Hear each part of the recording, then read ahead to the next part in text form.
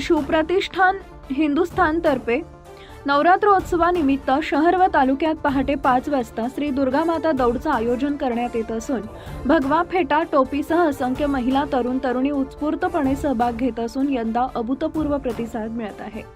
गेल्या 4 वर्षापासून नवरात्रोत्सवानिमित्त घटस्थापना ते विजयादशमी दरम्यान भल्या पहाटे भगव्या झेंड्याच्या नेतृत्वाखाली श्री दुर्गा माता दौडचं आयोजन केलं जातं। शहरातील श्रीराम मंदिरापासून ते शहरातील रोज एका देवीच्या मंदिर पावेतो काढण्यात येते। त्यानंतर पहाटे सूर्योदयानंतर देवीच्या मंदिराबाहेर सामूहिक आरती करण्यात येते।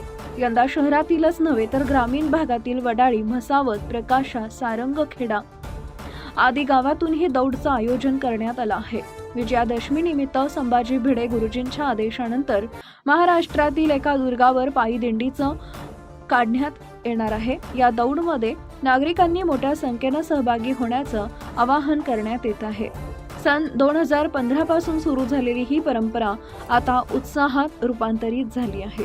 प्रश्नचिन्ह न्यूज नेटवर्क, शहादा।